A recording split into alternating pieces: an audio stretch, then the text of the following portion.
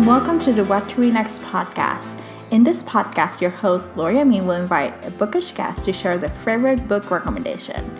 If you share a passion for books and always looking for your next read, then join us. Hi, Amanda. Welcome to What to Read Next podcast. Hi, thanks for having me. So happy to have you here. Tell us a little bit about yourself. I'm not that exciting. I live in the Pacific Northwest and I'm a mom, and I've just been a lifelong avid reader, and I love talking to friends about books. So I think that this will be fun. Yes, it's going to be a lot of fun. And we've been chatting about books for quite some time. So I love that we're getting this recorded, just an opportunity, but it's kind of fun just to talk about books with you. Yeah. So now let's talk romance recommendations. What is your favorite romance trope? I love queer romance books. For the longest time, all I read was historical romance, which was basically just like Regency and Victorian era. And that was like, I never traveled outside of that lane. That was it. And then a couple of years ago, I started reading a little more contemporary romance. And then I picked up my first queer romance. And man, I never looked back. I love it. And so tell us about books that we can recommend. Oh, I have so many. We could be here for hours. So one of the first queer romance books, male specifically, I think is what we're talking about today, that I picked up was still in the historical lane, and that's Cat Sebastian. Oh my goodness. If you have not read any of her books, I so recommend it. And the thing that I really enjoy about her books is she does a lot of research as far as the historical accuracy of her stories. So they are romances about people who fall within the queer spectrum, but it still feels very true to the era. And her characters are just so well done. As far as like, if you're a paranormal reader, I can't recommend enough TJ Klune. That man is a genius. His Green Creek series I don't like shifter books, but the Green Creek series, by the time I was done with those books, like I was all in. I was like, pack. I want to be a werewolf too. Like, these books are amazing. And then I think one that a lot of people have read that may not typically read male romance is the Him and Us duology by Serena Bowen and Elle Kennedy. That is like, oh, it's so good. So it's a little bit of everything, which is what I enjoy about it. It's a little bit friends to lovers, but it's also a little bit second chance, and it's also a little bit enemies to lovers. And I'm a hockey fan, so I get the sports element in there. I really, really enjoy that duology. And then the little novella that popped up last year, Epic, is just a really cute little update on the couple. Yeah, I really loved the novella. Like, that was a good couple to follow. Like, I really got invested in it. Like, I love the fact that him didn't end with a cliffhanger. Like, and now it's just like a fresh story. Like, it was just like a really good, happily ever after. Yes. The other thing that I really enjoy about that particular couple, for me with a series, it can at times be difficult because it just starts to feel repetitive, or like there's not a lot that's changing. I thought that the two characters had a lot of individual growth. They had a lot of professional growth, but their relationship had so much maturity and growth that happened throughout the story that it really kept my attention. It felt very real, and I appreciated that. Plus, it's steamy, so that helps. It was steamy. Yeah, it was steamy. Right? Like, as I was reading that book, there were some scenes where I was like, holy shit. Yes. So good. And you have to mention our favorite heated rivalry, as Holy smokes. Holy smoke for Steam. I love heated rivalry. And it's not like that book catches you by surprise with this Steam, because like the prologue, like you jump into that book and it's like, oh my God. Yeah. Like your eyebrows are immediately singed off your forehead. It is, but it's not just like gratuitous steam, like there's intent to it. It fits into the storyline.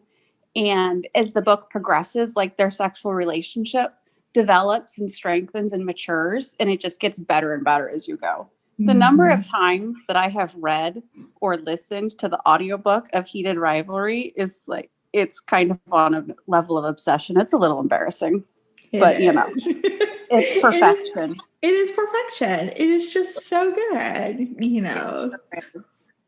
So, which authors are your auto buys, or do you think we should check out their backlist?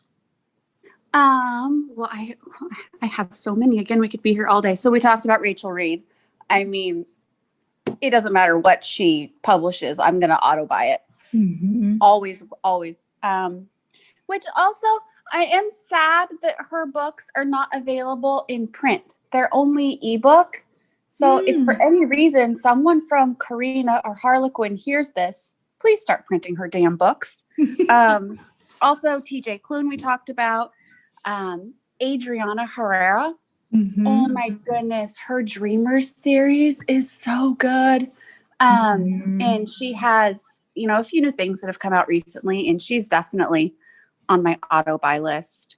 Who else? Oh, there's just so many. I would say Rainbow Rowell, if you're into more of like fantasy, but like within the like new adult age spectrum. Mm-hmm. Her Simon and Baz, those are precious characters. So she's definitely someone that I would auto buy. And I'm probably going to say her last name wrong, but Casey McQuiston, is that how you say her name? She wrote Red, White, and Royal Blue. Mm-hmm. She has a new book that's coming out in 2021 that's a female-female relationship. Mm-hmm. But based on her first book, no matter what she releases, man, I will pre-order that thing. So those are definitely some of my favorite authors. I love this. And so you do Kindle Unlimited. So do you have any Kindle Unlimited recommendations? I do. But the thing to keep it, not that everything on Kindle Unlimited is going to be like more light and more like focused on the steam. But Kindle Unlimited tends to be where I go for books that I just want to have a sexy good time. So these authors are very steamy books. Eden Finley has her Fake Boyfriend series, which I don't know if you read those before. I did. I read the Fake Out, I think the first one. Oh, I love them. They're so good. So it's, you know, the whole fake relationship trope, which is always a good time. And the thing that I like about her books, to me, there's a very fine line with the characters who have like the sudden bisexual awakening. Like, are we gay for you? Where it's more of like a kink trope, which to me is bi erasure, which I don't enjoy, or is it truly like an awakening story? So I feel like hers tend to be more of an awakening story in a respectful and true way. So she has the Fake Boyfriend series, and then she just came out with, in the past year, it's the CU Hockey series. So again, it's like the buff athletes that we all love and enjoy, but it's more of the new adult age group. So they're boys that are in college that are still trying to like find their way. There's 2 of them and more to come, but they're so well done. Who else? KM Newhold. She writes the best steamy characters. There's a series, Forebears Construction, that is just a group of gay construction workers that opened a company together, and it's each business owner finding their happily ever after. Let's see, A.E. Via and Amy Nicole Walker are both on Kindle Unlimited, and their stories are, it's kind of like think of like CSI, but with a queer spin to it. They're very entertaining, but super, super steamy. And one of my favorites that is on Kindle Unlimited is The Weight of It All by N.R. Walker.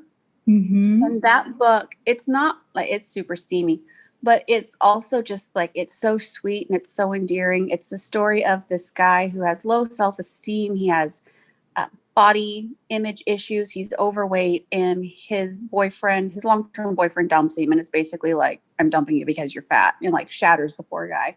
Aww. So it's so sad. He starts going to a gym because he wants to get fit. Like he wants to get his revenge body, you know? And he ends up falling for his personal trainer, and the personal trainer falls for him.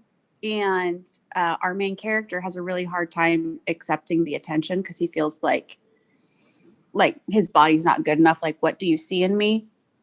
So it's this really interesting story about obviously struggling to accept yourself and love yourself the way you are, but also that love and beauty shouldn't just be skin deep, that you might initially be physically attracted to somebody, but it's really who they are on the inside that matters. And it's just such a sweet story.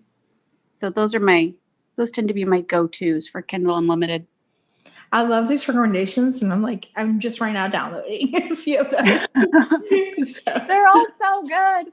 This sounds so good. I know. It's like I have Kindle Unlimited. I've had it for years now, and I use it sporadically, and I've been thinking enough to use it more often just because it makes a difference. It's just fun. It's just fun service.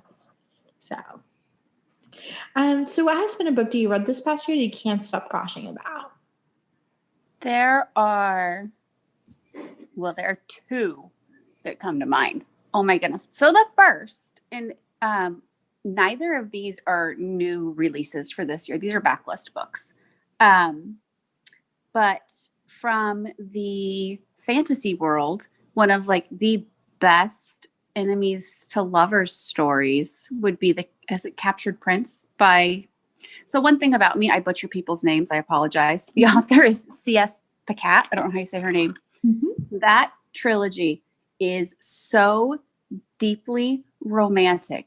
Oh my God. It is so good. So there's two rival nations.